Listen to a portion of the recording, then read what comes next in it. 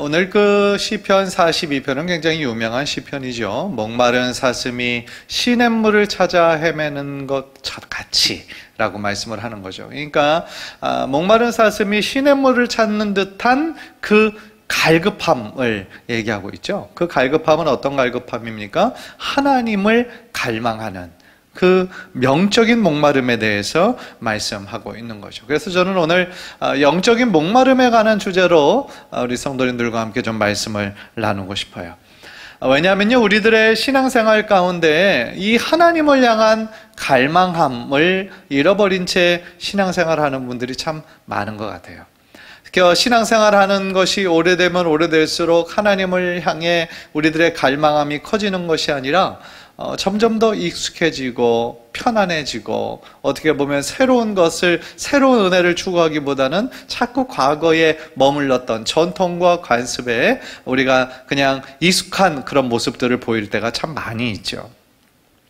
그래서요, 하나님을 예배하는 그런 모습에 있어서도 하나님께서 찾으시는 진정한 예배자가 아니라 그냥 예배를 보고 예배를 구경하는 구경꾼만 많이 있다면 사실은 그 교회에 하나님께서 찾으시는 진정한 예배자는 없는 것이죠. 소망이 없는 것이죠.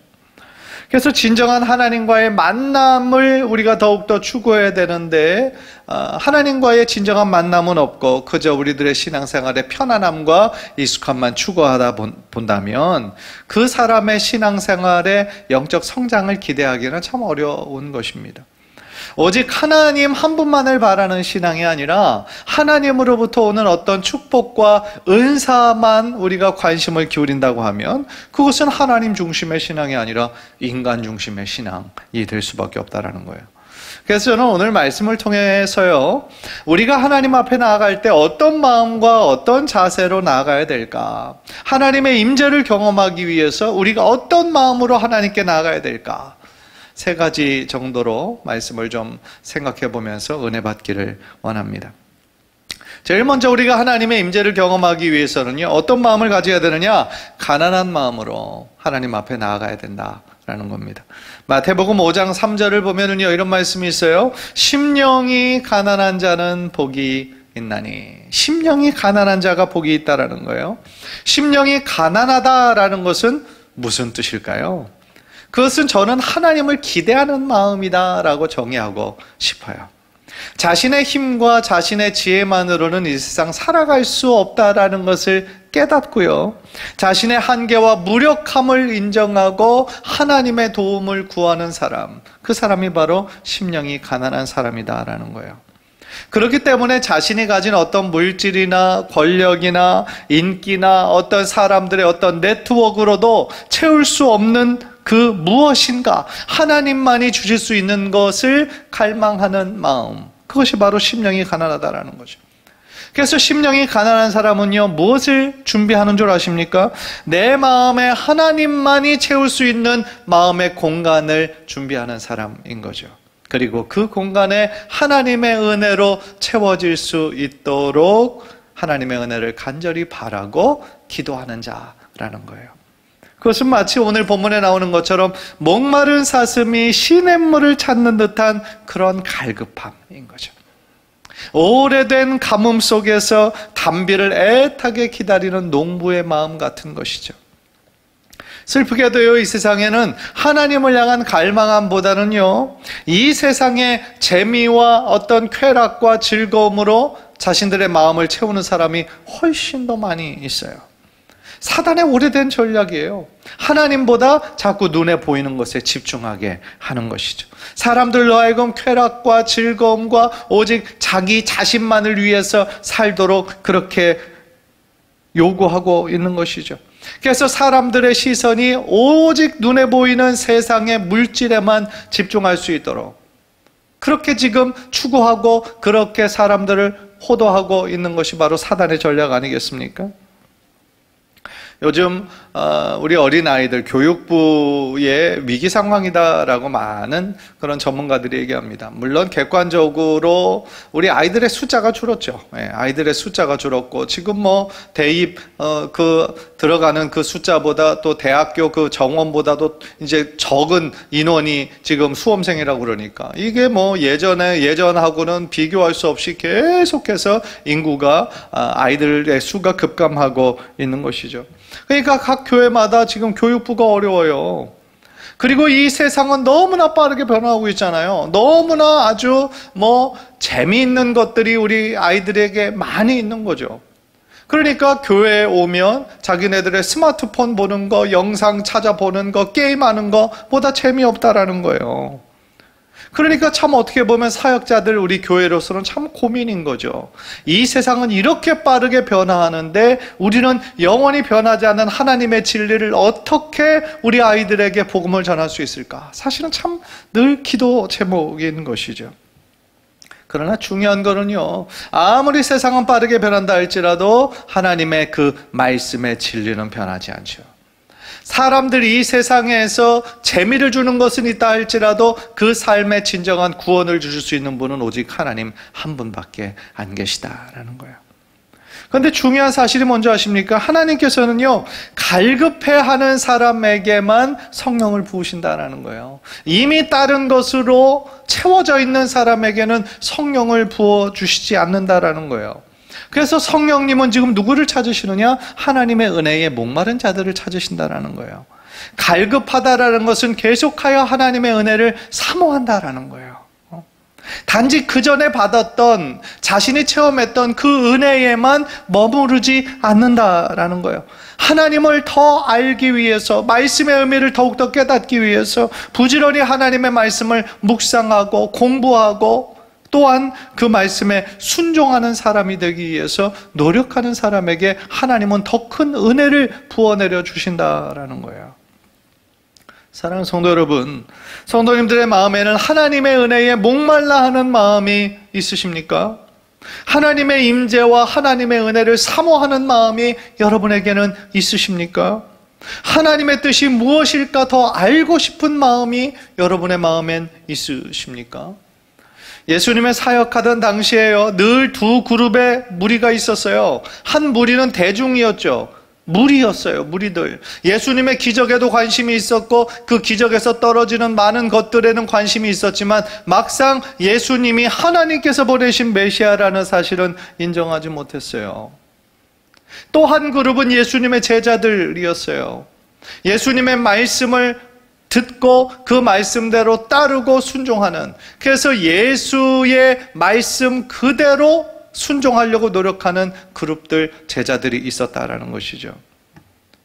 그러나 예수님의 역사는 무리를 통해서 나타나지 않았어요. 예수님의 복음의 역사는 바로 제자들을 통해서 나타났거든요.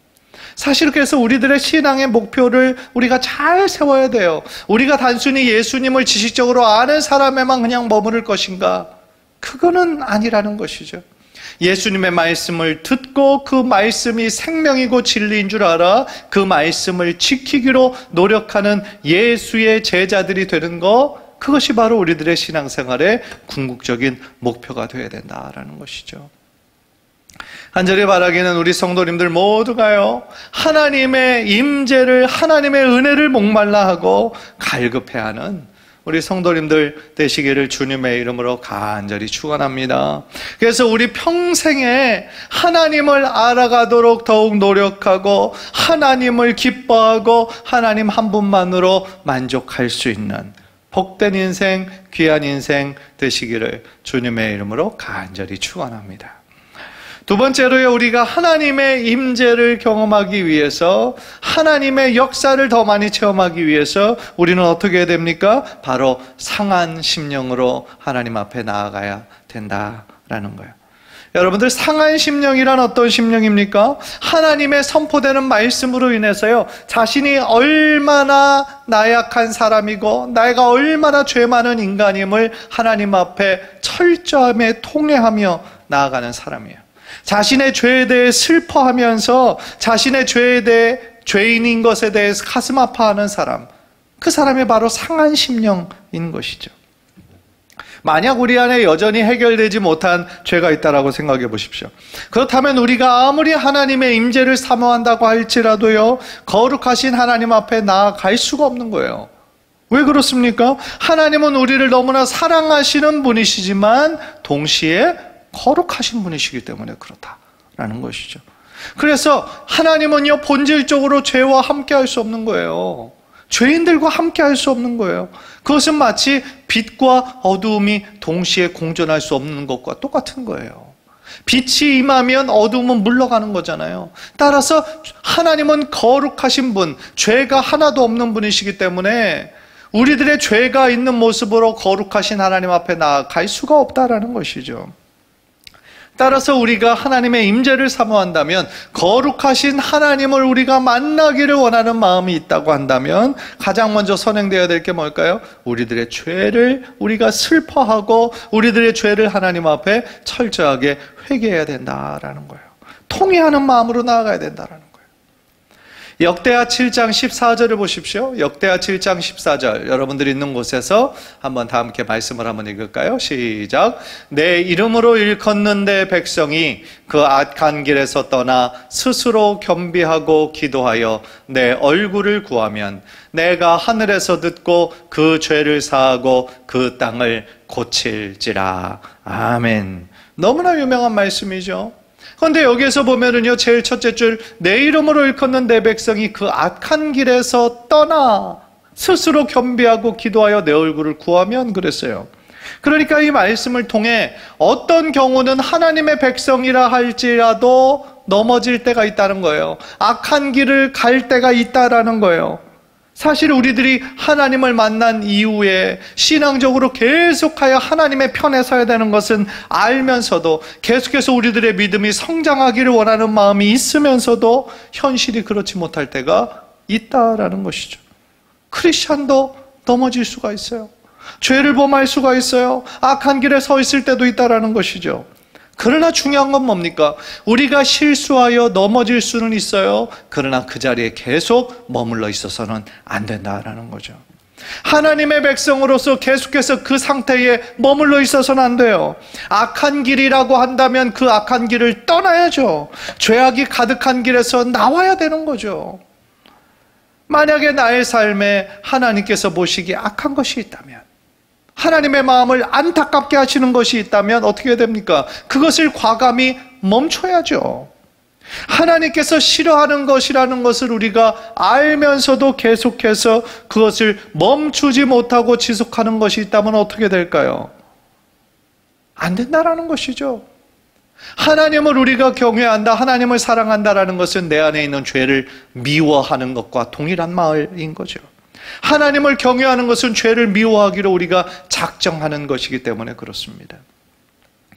따라서 우리가 악한 길에서 떠나는 그런 결단이 있어야 되고요, 이제 하나님께 겸손한 마음으로 기도하면서 하나님의 얼굴을 구해야 된다라는 거예요. 하나님의 얼굴을 구한다라는 것은 무슨 뜻이에요? 하나님의 자비와 긍휼을 구한다는 거예요. 하나님, 나를 불쌍히 여겨주세요. 하나님, 나를 긍휼히 여겨주세요. 나의 죄를 용서해 주세요. 하나님의 도우심을 청하며 하나님의 용서를 청하며 하나님 앞에 나아가야 된다라는 거예요. 우리가 하나님의 얼굴을 구하며 자비를 구하며 나의 모든 죄를 낱낱이 고백할 때에 하나님께서는 우리의 기도를 들으시고 우리들의 죄를 흰 눈과 같이 사해 주신다고 약속해 주셨어요. 사랑하는 성도 여러분, 여러분의 삶 속에 하나님의 임재를 경험하기를 원하십니까? 늘 주님과 함께 동행하기를 원하십니까? 죄악된 길을 버리고 죄의 길에서 완전히 떠나시기를 바랍니다. 그리고 하나님 앞에 상한 심령으로, 통회하는 심령으로 나아가 주님의 자비를 구하시기를 바랍니다. 우리가 그렇게 주님의 얼굴을 구하며 겸손한 마음으로, 통회하는 마음으로 하나님 앞에 나아갈 때에 우리들의 삶 가운데 진정한 예배의 회복과 경건의 회복이 일어나게 될 줄 믿습니다. 하나님의 한없는 용서하심을 우리가 경험하게 되면은요, 그 이후로 하나님의 더 큰 은혜를 향한 갈망함이 시작될 줄 믿습니다. 그러나 우리가 하나님께 상한 심령으로 나아가는 것이 아니라 여전히 높아져 있는 마음으로 하나님께 나아간다면 어떻게 될까요? 만약에 그 사람은 하나님의 임재를 체험하기가 어렵죠. 왜냐하면 하나님께서는 교만한 자를 싫어하시기 때문에 그렇습니다. 누가복음 18장을 보면은요, 예수님께서 기도에 대해서 비유로 가르치시면서 몇 가지 이야기를, 한 세 가지 이야기를 연속해서 말씀을 하세요. 그 중에 하나가 바리새인과 세리의 기도하는 모습이었어요. 거기에서 세리는 당시 유대인들에게 굉장히 배척받는, 따돌림을 받는 그러한 직업이었어요. 마치 매국노와 같은 그러한 이미지를 가지고 있는 사람이었어요. 그런데 그 세리는 자신이 유대인들에게 그런 취급을 받는다는 것을 너무나 잘 알고 있었죠. 그래서 하나님의 성전을 찾았을 때 통회하는 마음으로 하나님을 찾았어요. 그리고 자신의 가슴을 치면서 하나님께 기도했어요. 어떻게 기도했냐? 하나님이여, 나를 불쌍히 여겨 주옵소서. 나는 죄인입니다. 나는 죄인입니다. 나를 불쌍히 여겨 주시옵소서. 그래서 감히 하나님을 바라지도 못하고 사람들이 별로 없는 곳에서 하나님 앞에 자신의 마음을 치며 하나님 앞에 진실한 마음으로 나아갔죠. 그런데 바리새인은요, 참 대조적이에요. 사람들의 눈에 잘 띄는 곳에 서서 따로 기도하면서 뭐라고 기도합니까? 그의 내용을 보면 재밌어요. 나는 토색, 불의, 간음을 하는 저들과 같지 않고 또한 이 세리와도 같지 않음을 감사합니다. 이렇게 기도했어요. 그러니까 자신의 어떤 마음의 상태를 하나님께 드리는, 고백하는 기도가 아니라 주변에 눈에 보이는 자신보다, 자신의 어떤 의보다 훨씬 못난 것 같은 사람들과 비교하면서 나는 저런 사람들이 아닌 것에 대해서 감사합니다. 그렇게 얘기를 했죠. 그런데 여러분, 두 사람의 기도 중에서 누구의 기도가 응답받았습니까? 우리가 다 예상할 수 있는 것처럼 바리새인은요, 기도가 아니었어요. 자기 자랑 같은 거였죠. 자기 자랑과 같은 기도를 하나님은 듣지 않으셨어요. 하나님은 멀리 서서 회개하고 통회하는 세리의 기도를 들으셨다라는 것을 그 예수님의 이야기를 통해 우리가 확인할 수 있었습니다. 하나님께서 지금도 찾으시는 사람은 바로 이런 사람이라는 거예요.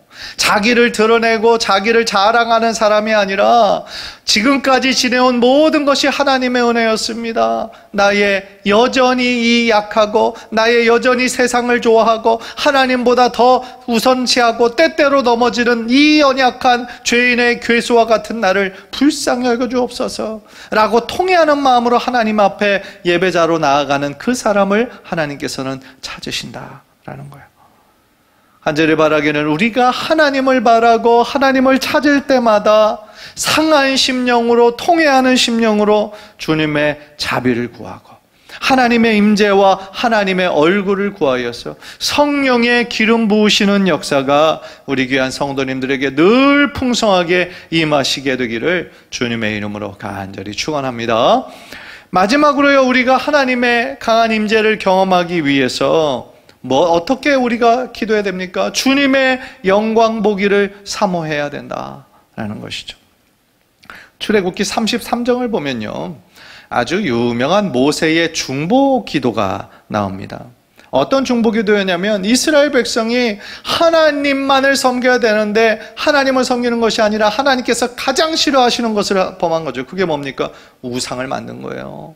금송아지를 만든 거예요. 그리고 그것을 마치 신인 줄 그렇게 착각하고 자기들을 인도하라고 하나님 앞에 너무나 큰 죄악을 범했죠. 그래서 하나님께서 진노하신 거예요. 그래서 모세에게 이렇게 얘기합니다. 내가 이 백성을 다 진멸하고 너에게는 새로운 백성을 만들어 주겠다. 하나님은 그렇게 하실 수 있는 분이시죠. 그런데 모세는 그 하나님의 그 진노하시는 그 표현을 듣고 하나님께 중보 기도합니다. 용서해달라는 거예요. 만약에 하나님께서 하나님의 백성을 출애굽을 시키시고 이렇게 광야 가운데서 진멸시키시면 하나님을, 이 사건을 들은 이방인들이 무엇이라고 얘기하겠습니까? 하나님의 영광은 어떻게 되겠습니까? 간절한 마음으로 모세가 중보합니다. 그랬더니 하나님께서 뜻을 돌이키셨어요. 하나님께서 뜻을 돌이키신 경우는 사실은 거의 없는 경우죠. 그런데 모세가 하나님을 너무나 잘 친밀함이 있었고, 모세의 그 중보기도가 자신을 위한 것이 아니라 이스라엘 백성들을 위한 것이었고, 더 나아가 하나님의 영광을 위한 것이었기 때문에 하나님께서 뜻을 돌이키셨죠. 그런데 하나님께서 또 충격적인 말씀을 하십니다. 그래, 그러면 이 백성은 살려줄 거고 너하고 이 백성들은 가나안으로 들어가라. 그런데 나는 너희들과 함께 동행하지 않겠다. 폭탄 선언을 하십니다. 하나님께서 그때까지 이스라엘 백성을 이끄시고 인도하신 구원자이신데 그들과 함께하지 않겠다는 거예요. 이제 너희들은 너희 마음대로 가나안 땅에 들어가라 라고 말씀하시는 거예요.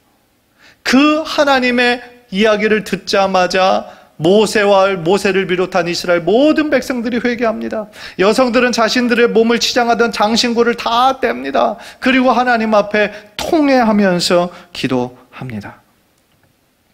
그렇게 상한 심령으로 하나님 앞에 철저하게 회개했을 때 하나님께서는 또 한 번 자신의 뜻을 돌이키세요. 그리고 그들과 함께 내가 가겠다 라고 말씀하십니다. 그리고 그때 모세는 정말 하나님 앞에 위대한 기도를 드리는 거예요. 그 기도의 내용이 바로 출애굽기 33장 18절이에요. 모세가 가로되 원컨대 주의 영광을 내게 보이소서. 원컨대 주의 영광을 내게 보이소서.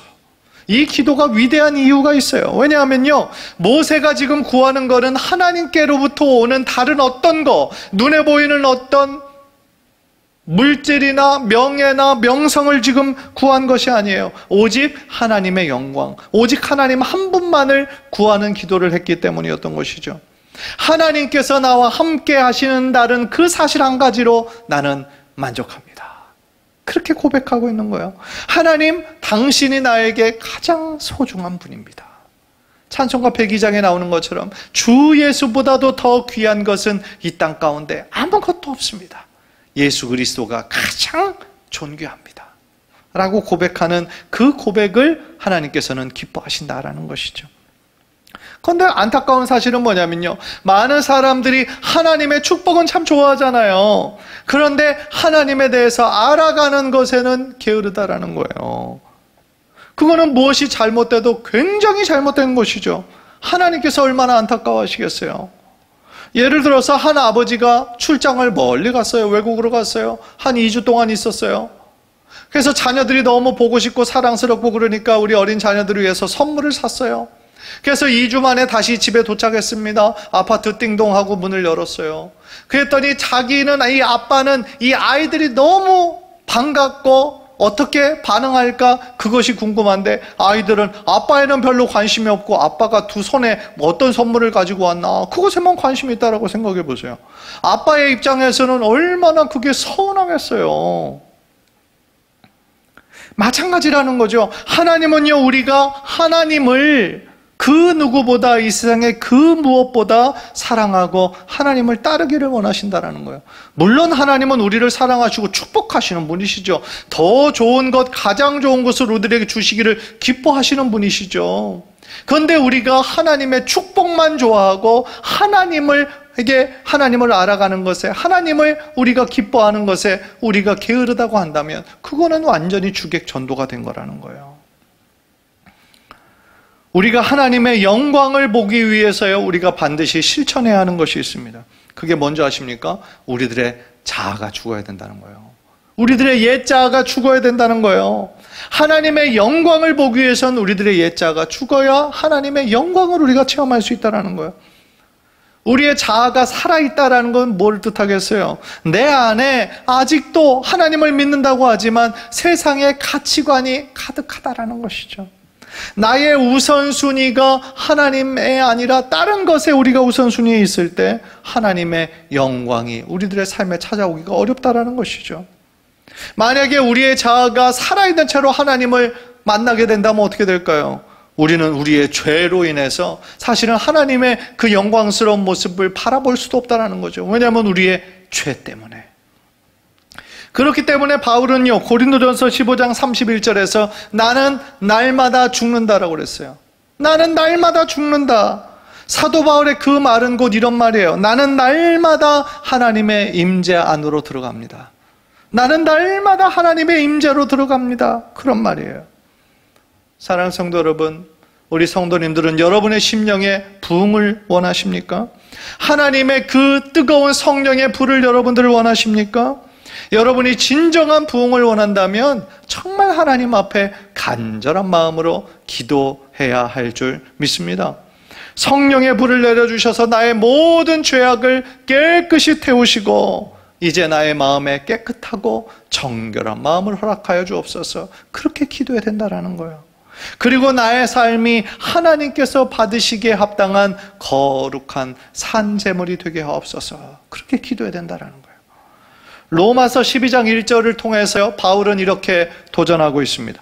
그러므로 형제들아, 내가 하나님의 모든 자비하심으로 너희를 권하노니 너희 몸을 하나님이 기뻐하시는 거룩한 산제물로 드리라. 이는 너희가 드릴 영적 예배니라 말씀하세요. 제사를 드리기 위해서는요, 제물이 반드시 있어야 되죠. 제물이 없는 제사는 없어요.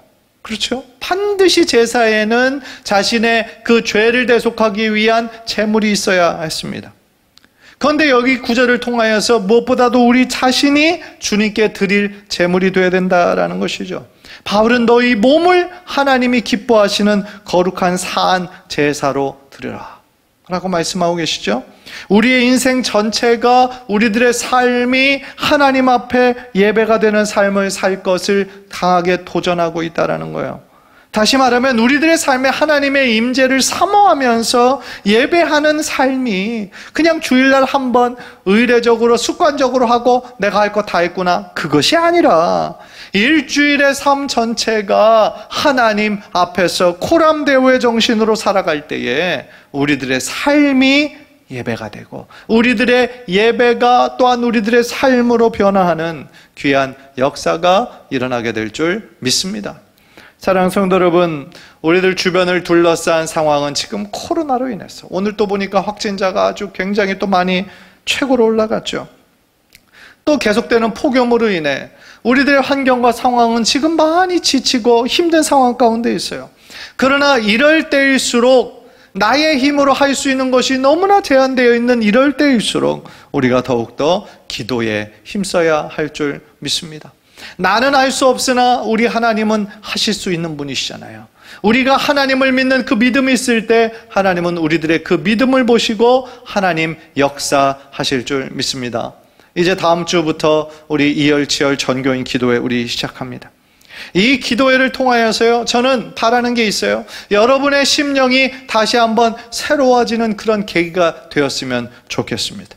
코로나로 인해서요, 우리가 너무나 오랫동안 수동적인 신앙인이 되었던 것 같아요. 게으른 신앙인에 머물러 있었던 것 같아요. 많은 분들이 지식적으로는 하나님의 말씀을 더 붙잡아야 되고 더 기도해야 된다는 걸 모르는 사람이 어디 있겠어요. 그러나 그것이 잘 안 되는 거죠. 나의 의지는 그냥 더 편안하고 익숙한 곳에 있고 싶은 거죠.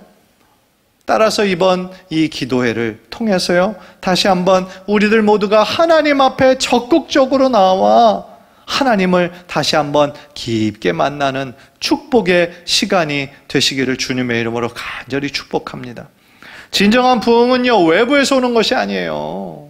외부에서 시작되는 것이 아니라 바로 나의 심령의 변화, 나의 마음의 변화에서부터 시작된다라는 거예요. 우리가 기도할 때 무엇보다도 내 마음에 아직도 버리지 못하고 있는 것이 무엇이 있는지 여러분들의 마음을 한번 좀 깊게 생각해보는 시간이 되셨으면 좋겠어요. 혹시 내가 세상을 너무 집착하고 있는 것이 있는지, 나의 어떤 욕심이나 욕망이 너무 큰 것이 있다면 이제 내려놓고 회개하기를 원하는 거죠. 하나님보다 더 사랑하고 집착하는 것이 있다면 그것을 내려놓고 회개하셔야 된다는 거예요. 그래서 우리의 심령이 다시 한번 좀 뜨거워지고요, 예수님을 향한 첫사랑이 다시 회복되고요, 다시 한번 성령이 충만하여서 우리 귀한 성도님들 모두가 성령에 사로잡힌 하나님의 사람 모두 되시기를 주님의 이름으로 간절히 축원합니다. 그래서 여러분의 가정이 바로 여러분을 통해 변화되고 이 악으로 가득한 사회가 바로 우리 교회, 동안교회로부터 이 사회가 조금씩 하나님이 다스리시는 곳으로 변화되는데 우리들 모두가 하나님의 도구로 귀하게 쓰임받는 우리 성도님들 모두 되시기를 주님의 이름으로 간절히 축원합니다. 기도하겠습니다.